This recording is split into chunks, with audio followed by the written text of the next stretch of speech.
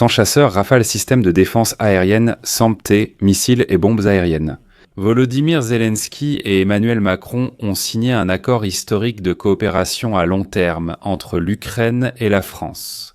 Dans cet accord, l'Ukraine va acheter de nombreux équipements militaires et armes à la France. Mais ce n'est pas la seule chose qu'il faut savoir sur cet accord. Tout le monde parle des 100 chasseurs, des systèmes de défense aérienne, etc. Mais Emmanuel Macron a déclaré qu'à Noël, la coalition des déterminés passerait à une nouvelle étape du déploiement des forces militaires européennes pour l'Ukraine. En même temps, Emmanuel Macron a déclaré qu'un document avait été signé, selon lequel la restauration complète des forces armées ukrainiennes serait annoncée après la signature de l'armistice. Selon lui, cela est nécessaire pour faire face à une éventuelle nouvelle agression russe. Plus tard, le commissaire européen à la défense a proposé d'utiliser l'armée ukrainienne pour défendre l'Est. Selon les propos ukrainiens. Je m'appelle Alexei Petchy. Discutons ensemble de ce sujet, mais avant de commencer, je vous demande de vous abonner à cette chaîne, de mettre un like, d'écrire un commentaire détaillé sous cette vidéo. Abonnez-vous aussi à ma chaîne Telegram Petchy News. Le lien se trouve dans la description de cette vidéo. Là-bas, nous publions des actualités en temps réel dès qu'elles arrivent. Si vous souhaitez soutenir le travail de cette chaîne YouTube, vous pouvez le faire via n'importe quel don ou abonnement payant en utilisant les liens et les informations dans la description de cette vidéo. Choisissez le format qui vous convient le mieux. Je vous serai reconnaissant pour tout soutien de votre part. Vous pouvez aussi utiliser le code QR affiché sur vos écrans. Ainsi, les présidents de l'Ukraine et de la France, Volodymyr Zelensky et Emmanuel Macron, ont signé lundi une déclaration d'intention visant à renforcer la capacité de défense de l'Ukraine, qui prévoit l'acquisition par Kiev de 100 chasseurs Rafale auprès de la France au cours des 10 prochaines années. De plus, selon Zelensky, le document donne à l'Ukraine la possibilité d'acquérir des systèmes de défense aérienne, sol-air moyenne portée, terrestres des radars pour ces systèmes, des missiles RR et des bombes aériennes. Toujours cette année, des projets conjoints débuteront entre les industries de défense des deux pays. Les pays produiront ensemble des drones intercepteurs.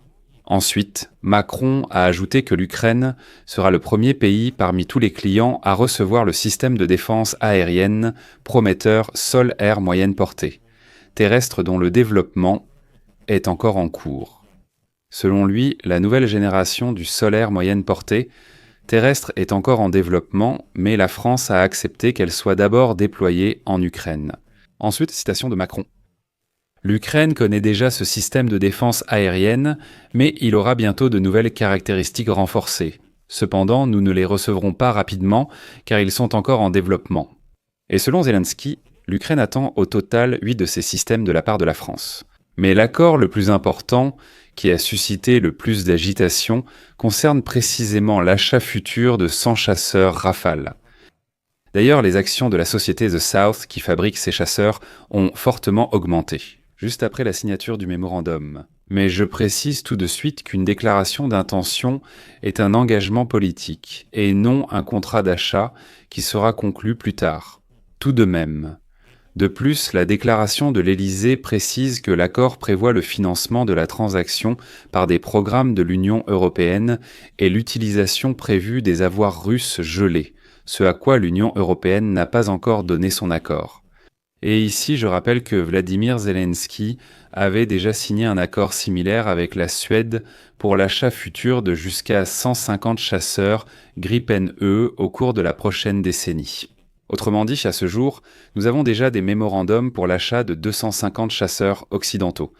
Mais le financement de l'achat des chasseurs suédois repose également en partie sur les avoirs russes gelés. Selon moi, l'équipe de Zelensky fait preuve d'astuce en affirmant que les commandes peuvent déjà être lancées. Ce seront les pays européens qui feront pression pour confisquer les avoirs russes afin de payer leurs propres fabricants. Quelques mots sur les chasseurs Rafale. C'est un véritable poisson lourd car sa charge utile atteint l'impressionnant chiffre de 9,5 tonnes. C'est moins que l'américain F-15 mais plus que tous les autres avions occidentaux. À chaque sortie, le Rafale peut emporter plus d'armement, ce qui augmente son efficacité au combat. La dernière version réunit toutes les qualités de la génération 4++. Comme vous le comprenez, il complétera bien les Gripen suédois. Mais comme je l'ai dit, ce n'est pas le seul accord. Emmanuel Macron a annoncé qu'une coalition multinationale sur les garanties de sécurité pour l'Ukraine prévoit une nouvelle étape de déploiement des forces dès Noël. Emmanuel Macron a expliqué que l'état-major de la coalition de soutien à l'Ukraine, qui est située à proximité et placée sous le commandement de la France et du Royaume-Uni, fonctionne déjà pleinement depuis plusieurs semaines. Je vais maintenant citer ses propos. Cet état-major résulte de notre travail sur les garanties de sécurité dans les coalitions de volontaires. Nous avons élaboré un plan d'action, et 60 intégrateurs de planification travaillant déjà à Paris aujourd'hui. Ils coordonnent les contributions concrètes et le travail de la coalition sur la puissance. L'objectif principal du travail de la coalition est de préparer le déploiement des forces qui garantiront la sécurité à une certaine distance de la ligne de contact après le cessez-le-feu. Il s'agit également du soutien, de la restauration et de la régénération des forces armées ukrainiennes afin de prévenir toute nouvelle agression de la part de la Russie. Tout se passe comme prévu et à Noël, nous passerons à une nouvelle étape du déploiement des forces. Et là, j'ai particulièrement attiré l'attention sur le fait qu'Emmanuel Macron a annoncé la restauration totale des forces armées ukrainiennes après l'armistice. Citation. « Le document que nous avons signé aujourd'hui s'inscrit dans un nouveau moment de la réintégration et de la restauration des forces armées ukrainiennes après l'armistice, afin que les forces armées ukrainiennes soient puissantes et puissent dissuader toute possibilité de nouvelles agressions.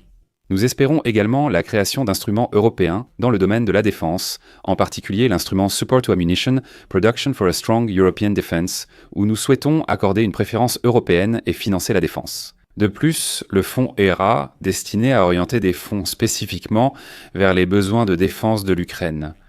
Tout cela montre qu'il n'y aura aucune démilitarisation de l'Ukraine, comme le rêve Poutine.